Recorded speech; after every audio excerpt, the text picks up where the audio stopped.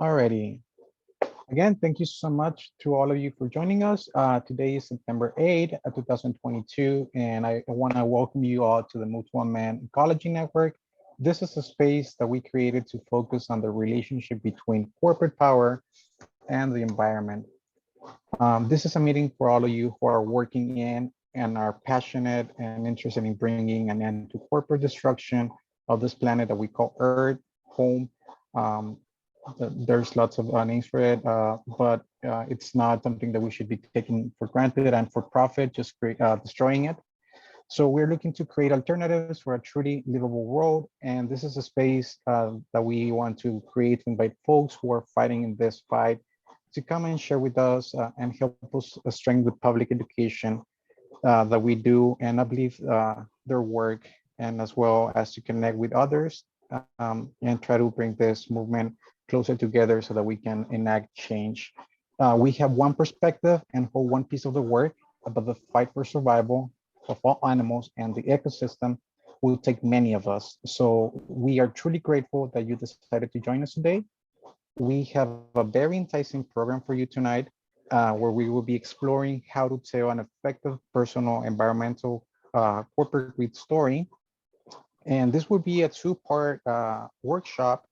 Um, but before we get to that part, I would like to clear something, do some house cleaning. First off, I would like to go over, as many of you know, we use the stack system to participate. So that means that after each agenda item or after each speaker, we will open up the floor, the virtual space for questions and comments. All you have to do to participate is just raise your Zoom hand or put in the word stack, and we'll get back to you. We'll try to keep an eye out on who wants to be on stack and call on you accordingly. I would also like to take this opportunity to highlight a very important event that Mutual Man Ecology Network is standing in solidarity with. This event, of course, is the Scientists, Activists, and Families for a Cancer-Free Environment protest, the SAFE EPA protest for short. And this event will be taking place on Tuesday, September 20th of this year. And on that day, thousands from around the country will be gathering at Freedom Plaza, which is in Washington, D.C. And from there, they will be marching towards the EPA headquarters. We are particularly excited about this protest because it's not common that people on the ground focus their attention to capturing a regulatory agency to the extent that they are doing, which is organizing and attending a national action. As most people believe they are, we like to consider them allies, and therefore we are standing in solidarity with them. Some of us will be attending this protest in person. So if you have the means and are able to, we would love to see you there and hopefully connect. So please do send us an email if you are planning to attend. You can reach us at eco_network@mutualman.org. And again, we would love to connect with you there in Washington. Now, without any further ado, I would like to turn it over to Greg so that he can give us a little framing on what is going to be today's suggested reading, the title of which is Help, I've Been Colonized and I Cannot Get Up. Sorry, Greg, you're muted. Thanks so much, Alfonso. Thanks to everyone for being on the call. Can someone give me the permission to share the screen?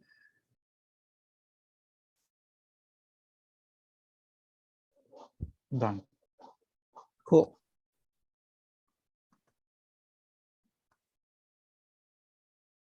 All right. Hopefully everyone has had a chance to read this informative, inspiring, shocking, and even a little bit entertaining article written by the late Jane Ann Morris, who was a corporate anthropologist, a principal with the Program on Corporations, Law, and Democracy, sort of a think tank for frustrated activists. And she penned this piece back in 1998 that I think is extremely important and relevant for the discussion tonight, for anyone who works on environmental issues. In fact, for anyone who works in any way in trying to make corporations accountable and does that by trying to work through the regulatory arena, which, if you had a chance to read this, shows sort of the pitfalls of that. So what I wanted to do is just briefly go over some of, as I read this, lift up a number of points that Jane Ann tried to make. And so for those of you who already read this, it might be somewhat repetitive, but if you're like me, hey, reading something, I mean, every time I read it, I get something more out of it. So just very, very briefly to go over this, and I'm just, so things that are highlighted, I'm just going to kind of go over that. This diatribe is an effort to take a hard look at what we're doing and insinuate some new elements into the debate. It's not intended to belittle any of our efforts, point fingers, or assign blame. So don't take it personal. We are all earthlings. Our campaigns follow the gambling addiction model, right? In which the last bet didn't pay off, but the next one surely will, if. And she goes down. Who are we kidding? We're just doing the same old thing over and over again and fooling ourselves that it might work next time. We are stuck, she says, in a feedback loop where our failures are interpreted as signs that we should repeat our failed tactics, but try harder. This is what it is to be colonized. The telltale sign, however, is not that we're failing, but that we're fooling ourselves, and we don't even see it as a feedback loop. The issue of whose minds is colonized is a delicate one. We like to think, oh, it's the other people, people out there, somebody else, but not us. It's time, though, Jane Ann says, that we do the unthinkable and ask ourselves if we have been colonized. What do we see when we compare our strategies to corporate strategies? So this is sort of how she compares. Many of our groups, if we're working, as many of us do, are organized to save sort of one thing at a time, wolves, butterflies, trees, etc. But corporate executives don't organize to destroy one of these things at a time. It's the asymmetry. Our strategy splits, by working on one thing at a time, our strategy splits our resources and dissipates our power. Corporate strategy, however, aims to increase the power that corporations have over people. That means that when a single corporation gets a victory, it helps not just themselves, but every other corporation because of the level they work on that we're going to get to. We work on separate harms, right? The one at a time strategy approach. We have whole campaigns directed at one, again, you fill in the blank, chemical, corporation, species, article of clothing, whatever the case may be. It's all about one at a time. And again, by doing so, we fracture our resources. Being fractured is another way of, as Jane Ann says, of being colonized, that we may not even sort of think of it in that way. Another sure sign of being colonized is when you censor yourself and you don't even wait for others to do it. And she says, as an example, we have the strange, but it's the law syndrome, and a number of examples, one of which is, related to the EPA. That's what we're going to be focusing on come September 20. Why can't we bring up important issues at EPA hearings? Well, it's because it's regulatory administrative law. So again, we're sort of, we accept that. So we're sort of censoring ourselves. And this is being colonized. He gives other examples of it, but that's one of them. Corporate representatives, however, don't feel so constrained in this way. Nothing is too destructive, too audacious, too outrageous for them to attempt. After all, they have most of us believing and not even objecting to the idea that corporations have rights that we know, of course, with Move to Amend oh so well. And then another example of being the colonization is, and this one personally, I think bothers me the most, the zen of describing a problem in which, loads of examples where, you read a book, 300 pages, and the first 298 pages is describing the problem, and the last 2 pages is some general thing about what we want to do. And they're, books, articles, they're all like that. The zen of describing the problem that people in the activist community do exceptionally well, way too well, and we're colonized. So in summary, how have we been colonized? Let me count the ways. We interpret failures as signals to do the same thing over again. We are predictable. Our strategies and styles of organizing fracture and dilute our resources. We either accept this dilution as inevitable or blame each other for not organizing the correct way. We censor ourselves in thought and action. We act as though if we just describe the problem to each other enough, it might go away. So enough of us, in terms of what we do, what do corporations do? Well, the short version is that They write a script for us and we follow it to the T. When they write a script for themselves, we don't even read it. A big part of the script, Jane Ann says, written by us involves regulatory law, including environmental and administrative law. This is the kind of law that assumes right off the bat, right from the start, doesn't even up for debate, that corporations have the rights of constitutional persons. So that's a given right from the start.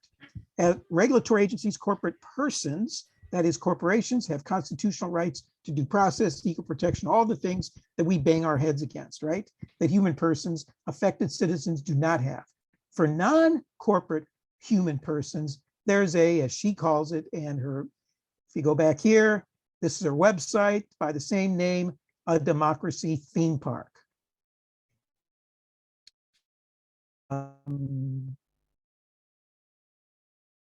Where we can pull the levers on voting machines and talk into microphones and hearings, but don't worry, they're not connected to anything and nobody's listening except us.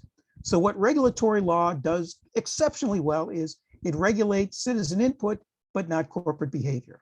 That the regulatory agencies fail to protect the public is clear. Why they fail is another matter. One, they were set up with the cooperation of, and sometimes at the urging of, big corporations. And that's the truth. There's a long history about that. Second is the very nature of the corporation that we and you at Move to Amend are very well aware of. Corporations being artificial creations set up by state corporate codes meant to be defined by us. But unfortunately, that hasn't happened. So this law is the defining law. This law is the script that corporate layers write for corporations. And this law is the law that we don't even read, right? Environmental groups read the environmental codes, labor groups read the labor laws, consumer groups read the consumer laws, but who the heck reads the corporate codes? Nobody, other than corporate attorneys. And that has been our problem. Defining law is invisible to us because we've been colonized and have accepted it as a given. We leave this defining law to corporate lawyers. So the second reason that regulatory agencies fail to protect the public is that we have allowed corporate lawyers to write the defining laws of corporations. Sooner or later, we come up against the claim that all this stuff about rights is just so legalistic. Let's just forget about it. Let's just leave it to sort of the experts because it's just too complicated. Well, what if the civil rights movement had been afraid to touch the deep defining law of the land? We'd still be laboring under separate but equal. Excellent comparison. So what are we going to do tomorrow morning? Well, we could just kind of keep doing what we've been doing, denounce people who suggest that what we're doing isn't working and all the rest. And it's important also to avoid negotiating with corporations, because if you adopt that notion from the start, negotiating, you're treating them as equal, as the same plane and sort of the same level as you are, instead of as they were meant to be, which is subordinate to us, we the people. So here's one cluster of ideas that Jane Ann says for rewriting the defining laws of corporations. It's not a 3-point plan, and it's not the beginning of a 20-point plan, just some ideas. 3 things. 1, prohibit corporations from owning stock in other companies, prohibit corporations from being able to choose when to go out of business. In legalese, no voluntary dissolution. That's one way corporations avoid having to pay out, exorbitant costs or, other things. They just dissolve like chameleons and pop up in another form, and make stockholders liable for a corporation's debt. All 3 of these provisions were once common features of state corporate codes in Wisconsin and in other states. It's no wonder that corporate apologists prefer that we hang around the regulatory agencies instead of thinking in this different way. Here's another cluster. The idea that corporations have rights would seem nonsensical to end but a colonized mind. Well, not to us. We've sort of freed ourselves from those mental chains. And so here's back in 1998, Jane Ann said, no corporate participation in democratic process. Corporations have no constitutional rights, and corporations should be prohibited from making any civic, charitable, or education donations. This set is probably even more unrealistic. Imagine how good it is for corporate executives that we find these ideas so impractical. Well, we don't. We think it's not only realistic, but that sooner or later it's got to happen. Either that or we have true corporate fascism. Oh, and by the way, these were once law too in Wisconsin and in other places. So I just end by this quote by Sally Kempton. It's hard to fight an enemy who has outposts in your head. That's what being colonized is. That's what we're trying to break free of. And many of you, all of you, I'm sure, have done so. If you're part of Move to Amend and you're part of this group, you have already done that. But that's the quest for all of us, to make sure that we help other people decolonize their minds.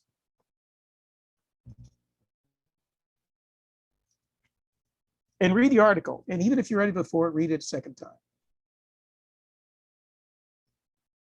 And share. And share. It is a fantastic article, and just well researched and written. So hi everybody. We were thinking, what can we do to like strengthen our voice? And one of the great ways to do that is using public speaking as part of our organizing tools. I am not a public speaker. I hate being on camera, but I have technical difficulties. I would be on camera with all of y'all today. But it's convenient for me. But, we have to be able to communicate where we're coming from if you're changing hearts and minds. It's a great tool for collaborating with other groups, doing rallies, street corners, forums, conferences, going to citizens hearings and public hearings. Our stories are so important for that type of thing. Strengthening our existing affiliates, education and inspiring, and outreach, reaching other organizations and groups, and being able to articulate your story and making it real and personal. Good places to, and these are just ideas of where to use this public speaking as an outreach tool, but we have to do it in talks and testimonies before public bodies, in schools and colleges. I went to an open house today in a middle school, and talking to kids is really important too. So you have to be able to explain and demonstrate your story in a very clear way that can be understandable to all. So what we want to touch on and look at is an introduction to a public narrative. What is it? It combines the story of ourselves and the story of us and of the story of now, right? The story of self tells where you've been and how you've been called to service. The key focus is on choice of points, moments in our lives, when our values become real and when we have to choose in the face of uncertainty. When did you start care about being heard, about concern for others, about the abuses of powers that we're seeing every day? And then, a good public narrative also has the story of us. It communicates why our community is called to act and why we have the capacity to lead, visualizing and being able to put into words why we all need to make action. And the key is to tell stories about specific people and specific moments or choices and actions that have shaped your community, and tell a story that invites others to join you in this community and in that conversation. And then, of course, it's the story of now, communicates the urgent challenge that we're called upon to face now. And we are at a precipice. We are facing, systems collapses all over. So the story of now focuses on those challenges that require action and hope for that action and the choices that we're calling on. And there's talking points that we can use from Move to Amend. But again, being able to articulate it from your personal perspective and from your point of view is really important. I want to open it up to like some introduction to some public narratives. And Alfonso, you want to lead us off and kind of give us your narrative? Yeah, sure, absolutely. I can do that. Also, I want to just say that I'm also not a public speaker. I'm not great at that, but one of the things that brought me to this movement is the fact that I live in a coastal area, I've been seeing for all my life the direct effects of climate change, and that was what drove me to trying to do something about it. So, like I said at the beginning, I live in Brownsville, Texas, which is a little small town neighboring Mexico and the Gulf of Mexico, which is also the town that Elon Musk chose to run his little space project. So I know a thing or two about gentrification and big corporations trying to buy us off. But he is not the only one that is taking advantage of this region. Historically, big oil companies have had a firm grip on us. Being a port city, many of our citizens depend on one way or another from these big polluting companies. But the companies see employees and the environment as expendable. And this disregard for the planet and human life is what got me started in activism a few years back. I remember I signed up for Citizens Climate Lobby, where I made good friends, and I learned how to effectively lobby my representatives. I went a few times to DC, where we tried to talk some sense into my representative, who pretty much blatantly ignored me the 3, 4 times that I met with his office. Um, Later, I learned that the main reason why our representatives in general ignore the pleas of their constituents is pretty much because they are often, our pleas often go against the best interests of their biggest donors.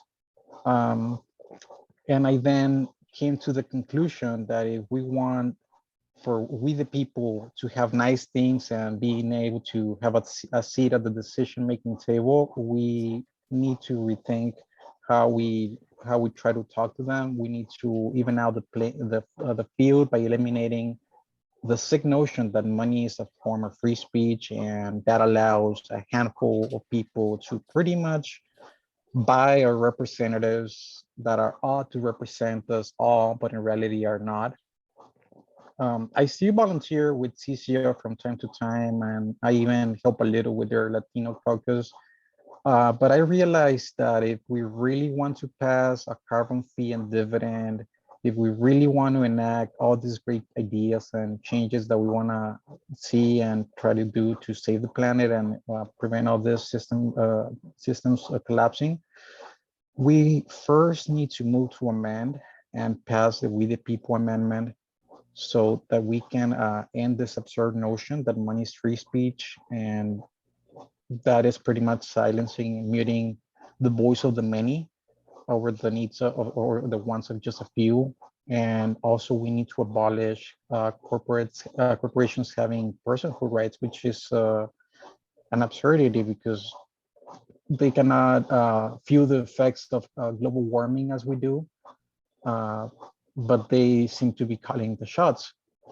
And yeah, therefore I think this would be like the first step into enacting all the things that we need and want to accomplish. Oh, and by the way, hi, Janice. I just saw your chat.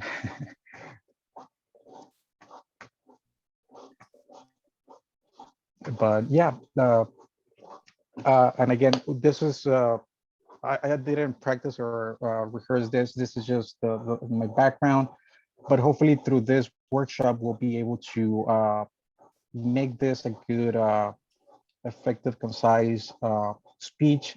And everyone has their own reasons why we are here taking an hour of our days to discuss how corporations are affecting us in everyday life and affecting the communities where we live. So I hope that this is something that you will be taking home and just revisiting, imagining other ways and things that happen on your day-to-day life that you see. And maybe you don't have something right now, but I hope that this my personal experience that I shared helps you put together some ideas, and we'll work on that as well as to have another chance to revisit what we come with next time. Awesome. Thank you so much for sharing, Alfonso. And that is the hope, is that we're able to strengthen our voices together. And also this is a good way for us to get to know each other, and what brought us to this work. And we are starting with, why we're doing it. And we'll move into practicing and developing our narratives. And then also, the second part is digital and some online stuff, and the ways that we can strengthen our voice and our outreach in that way. Farrell, we were kind of clear on what we were doing here today in the emails and stuff. So if you have something to say that's going to have a positive impact on what we're doing, then we definitely want to hear from you. Well, I'll leave the webinar, because your positivity just doesn't amount to anything. I'm sorry. I love you. I love Move to Amend, but you're not saying anything that people. This is nice. You're just being nice. Look, we all on this call, this webinar, I think everybody here knows exactly what Move to Amend is about. And we need to talk about the reality, not back and forth about what we are doing, how we came about to this individually. That's all bullshit. So if you don't like what I want to say, that's fine. I'm not leaving Move to Amend, but I'm going to leave this webinar because it's a 0+ for me. And I've waited for, I'm interested in, not right now, in ecology. And the group I'm working with, which has many Move to Amend members in it. It's called How's the Weather? And we are promoting next year on Earth Day, a march. Everybody in the goddamn United States, even the world, should get out in the streets, because that's what changes things right now. That's what changes things. That's what changed when George Floyd was murdered. People got out in the street, and that's what did it. That's what raised the level for everybody. And we need to do that again. Get out in the damn streets and so on. This is what I want to hear from Move to Amend. The rest is, we know about corporations, damn it. I'm sorry. I thank you for letting me do that. But God damn it, you make great points, Farrell. And we're not, I completely agree. Out in the streets where we need to be, and that's why we opened with standing in solidarity with Safe EPA. Protest that's going on in DC next week. We are going there personally, Greg and I, and we invite anybody else who wants to be a part of that. But also, we know when we go there, we're going to be talking to people that have never heard about Move to Amend and have never made those connections. They know something's wrong. They know that they're getting poisoned. They know that corporations are poisoning them. But how do we, in our stories and in our personal narratives, draw those connections and make those connections that are understandable for other people? And you're right, it is like preaching to the choir here, but somebody recently told me, if you don't preach, the choir doesn't sing. And that's what we need to do. We need to be singing. And so well, I'm out this whole we're hoping this will be a strengthening tool for our narrative.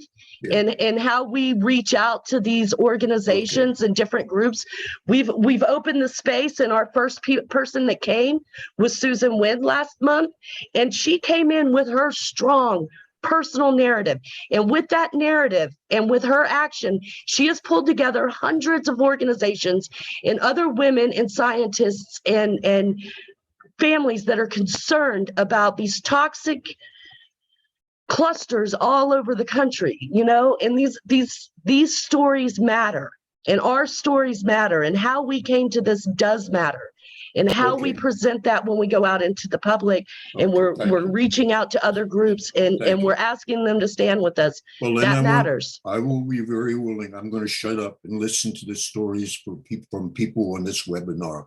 I really don't want to hear from the leaders of this webinar. I want to hear from the other people to see if we have new people here. And what that's why we're trying to move along, Farrell. Okay, so let me open it up, because there are stories that have that impact.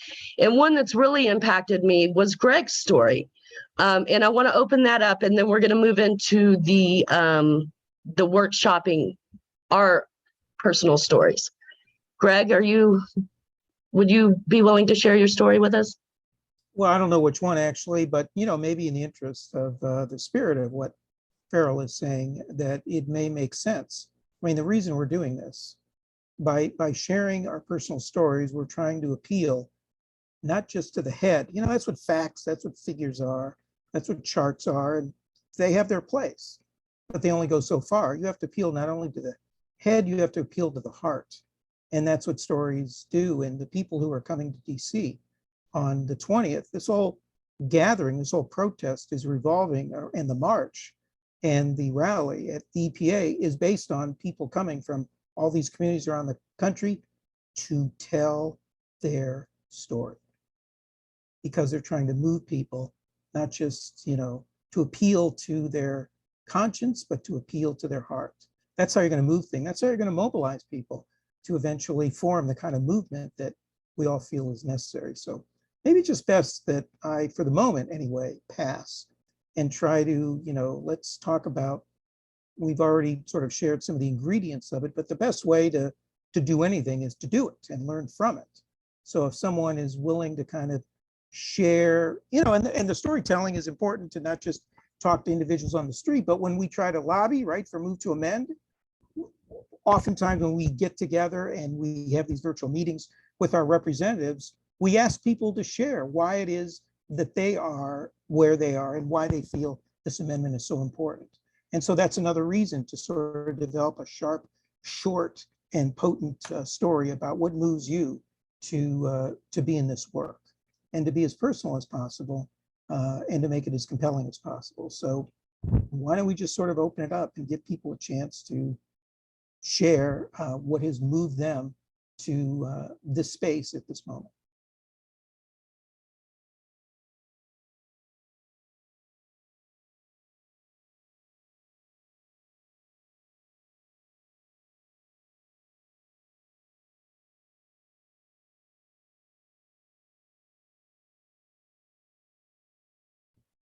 Yeah, go ahead, Lawrence. Hi, this is Lawrence, and pardon my look. My wife didn't actually beat me. I actually did fall, but I suppose that's what everybody says. But I joined Move to Amend about 10 years ago because now I'm a retired wildlife biologist and ecologist, and I watched nature disappearing really quickly. And so over the last 10 years with Move to Amend, I've been really frustrated that people do have a failure of the imagination, and their minds are colonized. And now more so than ever, because so many people, and especially young people, have grown accustomed to the idea of corporate rule, and they can't really even picture a world without corporate rule. So they keep demonstrating and protesting, climate change and getting relief from their student loans and stuff. And sometimes they work. Usually it doesn't work. It doesn't work enough because, of course, the stranglehold that corporate rule has. So I'm always trying new things and different things. And one of the things I noticed in my frustration is that these kind of meetings aren't really doing it because of the small number of people that tend to come. It doesn't keep growing. To really grow a movement, you need to have 10 people on a call, and then 100 people, and then 1,000 people, and then have them all reaching out to other people. And that is kind of too slow to create democracy, and then have the democracy save us all from environmental catastrophe. So because the environmental catastrophe is already here, and a lot of it's already irreversible. So I've been playing around with social media, and also I've been joining other groups. So I joined Indivisible, and I get to meet with my senators and their staff, their top staff actually, and congressional reps. And I was just on a call an hour ago with Nancy Pelosi, and I put all kinds of stuff in the text for her and the person she had on the call that's running for Congress in Alaska. And I think that has a bigger effect. And also Twitter. And one of the things I thought about when I'm talking to new people about Move to Amend and saving nature and saving our ecosystems and biodiversity is that, there's not enough room to talk about Move to Amend or talk about the We the People Amendment very much. But all those people, there's this huge group on Twitter that they call themselves the Resistance, and they have symbols of a little blue wave and a blue heart, and they all have sort of pledged to follow each other. And there are actually millions of those people, and some people have 2 and 3 million followers that are part of the resistance to make sure we never have a Trump again. And all those people, they respect people like Barbara Lee and Ro Khanna and Pramila Jayapal. So now I keep putting their names in there and say that we'll help, help them to help us, and it kind of entice them. So anyway, I've grown from about 500 followers to a little over 5,000 followers, almost 6,000 followers in a couple of months. And my goal is to keep growing. So just kind of what I'm trying to do to be innovative and fast track organizing. Pass. Thanks for sharing that, Lawrence, and always being out there and getting out there. Yeah, when I leave this meeting tonight, I'm going to an action. It's Face the Music, and it's a traveling troupe of musicians that are environment focused. All their lyrics are environment focused, and it's a way to bring people together. And Move to Amend is the only group that's speaking that's not an environmental group. So once you connect to the issue in your area, it makes it a lot easier to go through. And I also wanted to share, like today, there's an action going on. Appalachia Resistance went to DC in response to the giveaway that's going on with Manchin and Schumer, their side deal on the fossil fuel ramping up, in the the bill that everybody's touting that's so fabulous right now. And good ways to plug into getting into the street is with these organizations. And I hope that that's something that we'll do. Does anybody else have what got them into this? They want to share that, or maybe what change do you want to make in the world?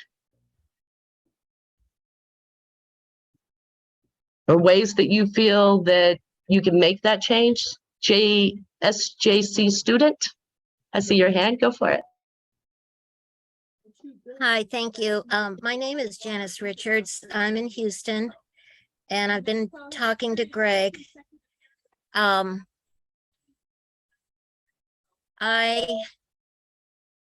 am interested in Move to Amend for many reasons.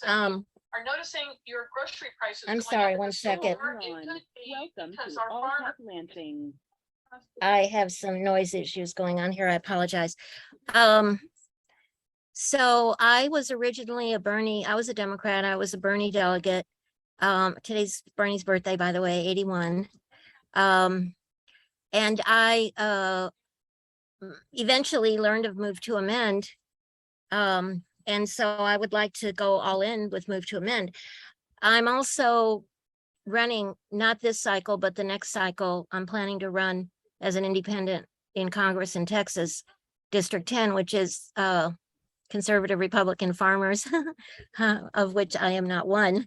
But I've been talking to them about Move to Amend and about food security and about the bill to basically disempower the global corporate network. And they're very on board with it. They're very supportive. They're very interested. So I'm just doing one-to-one as much as I can. I basically have two sets of voters. I have the Bernie people who are young, the millennials, and I have one narrative for them, which is my real narrative. And then not my false narrative, but the narrative that I have to modify from who I really am, which is my conservative Republican farmer narrative. And I'm getting really great mileage. I've been working it for the past 2 or 3 months, just getting ready for the next 2 years of campaigning as an independent in District 10 against Mike McCall, the richest guy in the House, the guy who supports Homeland Security, the guy who wouldn't mind having a war with Russia. And nobody that I talk to is the least bit interested in the issues that he supports. So, okay, that's fine for today, but we'll see how it goes. And move to amend is something that can unite the people of Texas very easily. Texas, I would say we have a significant millennial population in Houston, and I also work in the central rural part, which is most of Texas, but I focus on 13 counties in central Texas.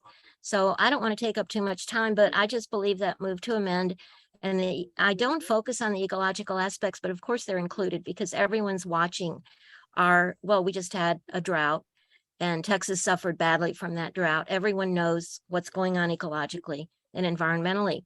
And we do talk about that in the process of the whole conversation.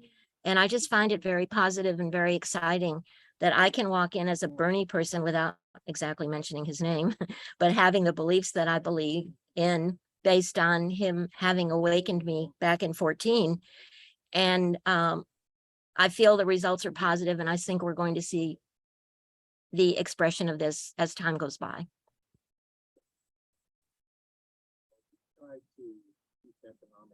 Excellent. Thank you for sharing. Austin just passed a citywide resolution in support of the We the People Amendment, just as a sidebar on that. So things are happening in Texas. I agree, and I see that. Geneva, would you like to share? Sure. You know, my participation in activism started pretty much with the Occupy movement back in 2011. I'm up near Mount Shasta, California. There was a local demonstration, Occupy demonstration, and someone passed around a flyer inviting anyone interested in continuing, having an ongoing effort to do so. So I showed up for that, and there were about 30 people, and everybody kind of said what they were interested in. And we scheduled another meeting, and the next meeting there were maybe 10 of us. And we became Siskiyou Progressive Alliance, just working to try to educate ourselves and others about progressive issues. And then we heard about Move to Amend. And so we actually organized an affiliate, Mount Shasta Move to Amend. We had created a petition and asked our city council to support, a resolution consistent with the We the People Amendment. And their response was just, we only deal with our local issues. We don't get into, national kind of politics, which was a pretty lame excuse, we all thought. And then a couple of years later, the community learned that Crystal Geyser Water Company was going to reopen what had been a water bottle facility near the city of Mount Shasta. And they were going to be brewing teas and as opposed to the water bottler that was there before, they were going to be brewing teas and making, juices and carbonated juices and things. And the county was going to allow this without any kind of environmental review. So we organized a group that we called We Advocate Thorough Environmental Review. It was a collection of people from some other groups in the area, some nearby neighbors who had been impacted negatively by the water bottling plant that had been there previously. So we've been working on that and agitating for about 2 years to have them do an environmental review consistent with the California Environmental Quality Act, CEQA. So finally, after 2 years, the county agreed to be lead agency and Crystal Geyser agreed to go along with it. They produced a real poor environmental study. It was approved by the planning committee. We'd organized the community to make public comment at meetings and hearings and to write letters, comment letters on the draft EIR and so on. Hundreds of comments and letters. submitted on that project. The Planning Commission approved it, the County Planning Commission. We appealed that to the County Board of Supervisors. The County Board of Supervisors approved it anyway, did not accept our appeal. And so we sued it. We lost in our local county court. We appealed to the appellate court in Sacramento, and we won. We got a judgment this past April. This started in 2013. It took us 8.5 years. And it's like we worked through the process and we won, but that's not the kind of process that's going to keep us from the catastrophe of global warming. Things have to be happening much faster than that. We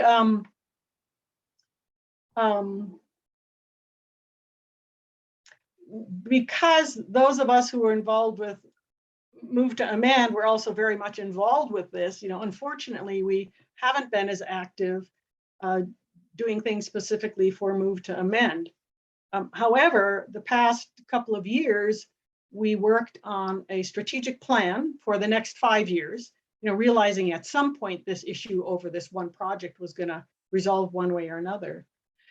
And as a part of our strategic plan, a statement in there is that we will work to support Move to Amend's story and to educate as much as we can our community, to show the links between the issues that are going on in our community and the We the People Amendment, the corporate stranglehold that exists over our city council, over our county board of supervisors. You know, those agencies just wanted jobs, right? Jobs, jobs, jobs. And when you look at what that industry pays, you know, $12 or $13 an hour is the going rate, which is probably 15 now because the law requires it here in California. But poor jobs. You know, Siskiyou County is probably about number 54 on the economic status here in the state of California. That is the bottom or very near the bottom. And they don't seem to get it, that if they keep trying to bring in businesses that do not pay living wage jobs, that the county is just going to continue, people in the county are just going to continue to be stuck in poverty. Mm-hmm. So anyway, what we're working on now is, you know, trying to focus on the larger connection of our local issues with the larger world issues, and make that link of how Move to Amend is, and the We the People Amendment is absolutely crucial to the kinds of changes that we need in this country. And fundamentally, I think it's the economic system that's the problem. We need a very, very different economic system, one that puts people over profits, one where providing real goods and services and meaningful employment for people becomes the priority, and not profits for a few large corporations. And I could go on and on. I mean, there have been things going on here in the city of Weed, a Roseburg Forest Products company trying to take away city water several years ago. There is a Crystal Geyser Roxanne water bottling plant in the city of Weed that is still functioning and operating, and it's part of the reason why Roseburg was trying to take away the city's water. I mean, there's all these things going on. And then, you know, they have their PR budgets. So they make donations to the high school, and they try to look like they're being really, really good citizens. Yeah. But in fact, it's you know, it's a small, it's not, it doesn't come anywhere near to compensating for the externalities that those companies produce. And right now there was a fire here in Weed, destroyed over 100 homes. It killed a couple of people. There were other injuries. It started at Roseburg Forest Products plant. They're admitting it. They're investigating what happened. They've put up a $50 million fund to help the community, and they have lawyers that will meet with people to, you know, help them figure out how they can apply for this funding and so on. Well, you know what these lawyers are going to be doing? They're going to make sure that anyone they work with is going to sign a waiver that is going to ultimately not hold Roseburg liable for the damages. That's my editorial comment about that. But I mean, you can see how much that happens at so many levels, and I should probably stop there on my little rant. But the point is, you know, we have one of our local environmental organizations that has in our strategic plan the importance of connecting the environmental degradation, the issues that are happening in our community, with the need for the We the People Amendment. Awesome. Thank you so much, Geneva, for all the work that you're doing there. And that is a great way to get it on the agenda. I do want to turn us back to, I shared a link in the comments, and it's practice developing your public narrative. And there's just like a sheet here. It's like, what is the change that you want to make in the world? Your story of now. And being able to articulate that in, you know, in a short amount of time. Why are you called to make that change, and what specific experiences have shaped your story of self? What I'd hope, and what we had hoped, is maybe we can work on this over the next month and really give it some of our, you know, our attention and our thoughts. What personal stories can we tell to help others understand why you want to make that change? You know, what are the challenges, what are the choices, and what are the outcomes? Because we feel like we have a piece of a solution, right? And if we could get, like Farrell said, everybody out demanding the We the People Amendment, and that we end the corporate constitutional rights so that we the people have a voice in our democracy, you know, that obviously is silenced wherever you, in so many circumstances. Just in Geneva's story alone, and Mount Shasta is a very small place, y'all, and so is Weed, California, and yet it has all of this corporate malfeasance going on in it. It's incredible to me that even in the smallest alcoves of our country, there's so much connection to extraction and devastation. They're expanding the roads going into the redwoods, and we all know what happens when they expand the roads, right? You know, I sat in tree sits there anyway. And you know, people's voices are not heard. There was so many different ways they could have went about what they were doing, but instead they decimate old growth groves, and it's just mind blowing to me. But there are some practical tips here, best presentations, feel like conversations, of course. Those are always important. And seizing opportunities, even if you are something that you're going to go through later in your discussion, you know, be flexible if you can. And, you know, it's all part of the process, right? And we're learning, and we're all frustrated here in what we're doing. So it's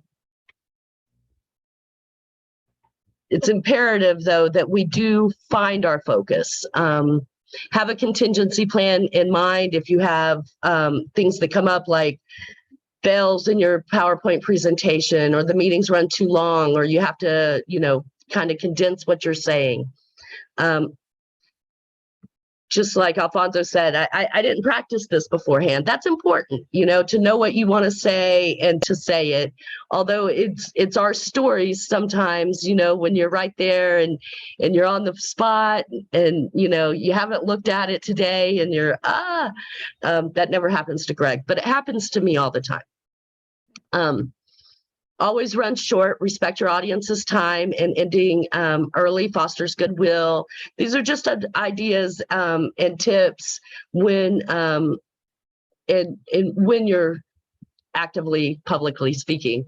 And then know your audience. Prep with a person from the group if it's somebody that you haven't met with before, or groups that you're not already a part of, and learn about their interests and concerns and their demographics, because you know they do matter. And just like you were talking about earlier, you have to tailor make sometimes your narrative, whether you're going into a Bernie rally or you're going to a conservative farm working group. This issue affects us all, and it is, you know, it's imperative that we are able to break through consciousness when we're speaking. So these are just MTA specific tips, and I am going to go through these really quick and to give more people time to talk, but we are running short on time. Acknowledge the paradox of the topic. It's complicated, but it's also simple. Reassure. What page are you on? I'm on page 4. Okay, so everybody should try to be on page 4. My apologies. So it's the one just before the end. Yes. Okay. MTA specific tips at the bottom of 4. And then also consider using a prop, for example, like an inanimate object, because obviously, you know, is this a person? No, this is a stuffed bunny rabbit, or whatever, but it is human created. So, you know, having a prop or two never hurts. Focus on problems, the lack of real democracy, of course, corporate constitutional rights, the destruction of the environment, money as speech.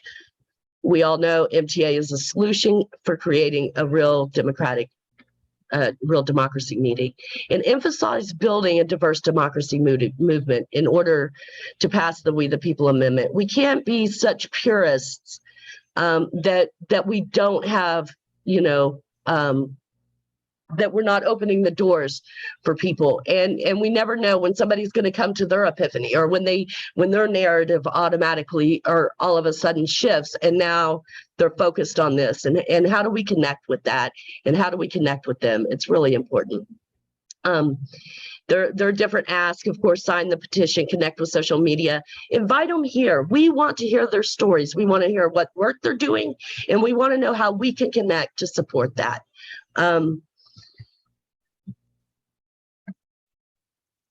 And then there's space here on page 5 for your stories. So, you know, make a copy of this, start writing it down. Let's, you know, really workshop them.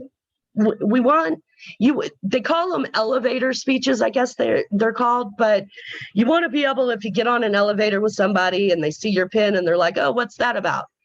Boom, here's your story. Or if you walk into an environmental group and you're having your chance, you know, you want it, again, it needs to feel like a conversation, but you want to be able to say it so concisely that your point is made in a minute or two. And 3 minutes. Greg says Yeah, 3. 3 minutes is sort of the goal, I think, if you're trying to put something together, because usually 3 minutes is about all you get if you go to any kind of regulatory agency or public hearing. 3 minutes is about as long as you'll get if you're on a street corner or elevator with somebody. So part of, I think, what we're trying to do is think about what, you know, following these tips and guides, what is your 3 minute story that connects your environmental concern to, you know, the fundamental change that were needed? Because, you know, there's a 3-hour version of this story as well. But we're saying, no, you know, we're not going to be Fidel Castro of the modern era. We would go on for 5 hours. No, this is not going to be 5-hour version or 3-hour version, 3 minute version. So that's the goal. I see your hand, SJC student. What's your name? I'm sorry. Hi, Janice Richards. Janice. Greg and I were talking yesterday, and we were talking about corporate culture, and I studied corporate culture for about 5 years at University of Houston, working on my MBA. And so my purpose was to be a guerrilla MBA student and to learn everything I could academically about the corporate world, which I have worked in all my life, and then to use that against them. Sorry, I'm just admitting my truth. But something that I'm really focusing on, that's me personally, and that I see working very well, is simply connecting at a personal level, because corporations don't do that and people are starving to death for it. And it happens to be my nature. I just love chit-chatting and gabbing and hanging out with people, and people feel that. And I think wherever we are in our spectrum of personal relationship capability, being the most cordial and lovely and gracious that we can possibly be, even if our story isn't perfected yet, believe me, it will be over time, and mine gets better, you know, every word that I speak, it will come. But I really basically just say a few things in the beginning and engage people, and they're willing to talk to me, and then we can go further. So however that works for people, it's working for me, and it just happens to be me, and I love it. But I think that's going to be the thing that distinguishes Move to Amend or any other wonderful organization that we're working with to find the future that we're looking for. Absolutely. And I couldn't agree with you more. I do want to open it up. Does anybody else want to share any actions that's going on, something about their story that they want to share? I just want to open it up for anybody else that might want to have an opportunity to share here now. But they are doing this literally helping. Another quick example is that Okay, if you decide to, please let me know. Is this something that y'all want to continue doing? Does this sound like something y'all want to give some time to this month? And then next month we'll come back and explore and fine tune and work on maybe some digital ways to get this information out, get your story, how to put it in a digital form. I think what we were hoping to do, was it not, that, you know, today would be sort of an introduction, and then we, you know, lay out and throw and intimidate and overwhelm people with the handout, the link, but then people would go back between today and next time. And those who are interested to try to, you know, take this information, take what it is that is, they think, compelling, to share with others, to hopefully convince them to become involved in whatever environmental work you're involved in, and come back and practice with the rest, you know, share, you know, your 3 minutes, and that each person go, we give some constructive feedback, and we fine tune. And then for people who then want to take that and either take it to the street or put it on, you know, YouTube, put it on Facebook, digitalize it, you know, you've got then your particular 3-minute version. So I think that's, was it not sort of what we were hoping for? Absolutely.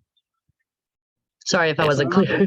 Yeah, so I don't know if anybody is, you know, willing to kind of do a little homework, come up with something between now and next month, come back, we'll be all here to support one another and try to, you know, come up with something that will be both informative, inspiring, and hopefully people won't feel intimidated.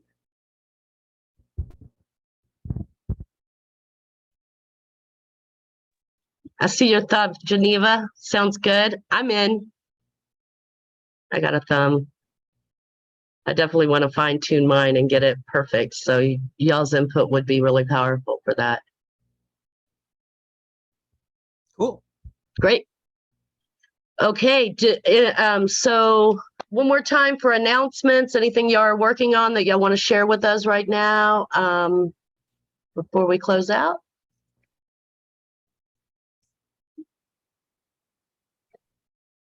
Go ahead, Margaret. So for people that are kind of new to Move to Amend, I'm thinking of Janice, but maybe other people too. I think, and also since it's changed a lot over time, I think it'd be good if we had a session to run through the website and make sure we know what the resources are and how to find them, because there's a lot of resources on the website. Okay, that sounds great. You want me to do that now, or should we just put that on the agenda for No, next put it on time? the agenda. I don't think it should be hurried. We should have Okay. time. Good point. Thank you, Margaret. And also, because I didn't always know this, how to split your screen and jump back and forth between the Zoom and the documents. Yeah, good tips. Yeah, that's a great idea. We'll make that happen. Anyone else? I see you, Lawrence. Go ahead. Yeah, I was just looking through the pledge to amend part of move to amend earlier today, the part of the website. And it was amazing to me to see how many candidates have signed the pledge to amend in Minnesota. And so their system is really working. And now a few other states that are using their protocols are also getting tons of people.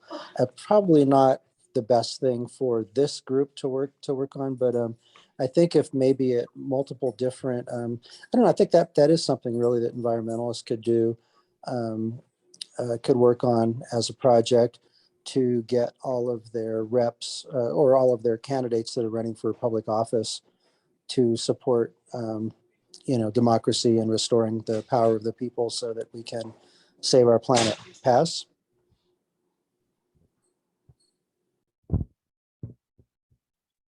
Thank you. Yeah, we'll find, as we explore, that this is all new. So as we develop what we want to do with this EcoNet, then we'll do it, So this is exactly the kind of suggestions and ideas that that I hope we bring to the table. And I'm just now seeing your post, Farrell, and glad. We do appreciate you too, and all of you so much. We're not islands. We can't do this alone. We need each other. And I so appreciate y'all for showing up and being present and being passionate and, making those connections and growing what we need in ways that we need to grow. It's an honor to be here with all of y'all.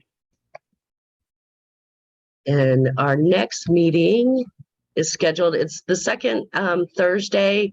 We do have a new email address, eco, as Alfonso was saying earlier, eco_network@movetoamend.org. If you have anything specific you want to say, that you want to add or send to us, that you want to get on the agenda at any time, please do that. We're open to all suggestions. And our next meeting is scheduled for October 13th.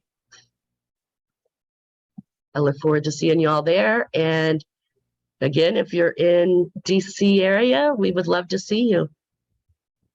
And again, so we're saying the next meeting will be for people. You don't have to, if you want to just come and observe and provide support, that's great. But we will provide an arena for people who want to come and bring their sort of 3-minute persuasive piece that again is multi-usable, right? It can be used in a public hearing, it can be used street corner, it can be used in meeting with your public official, it can be used to doing a call-in talk show, whatever the case may be, a variety of other ways.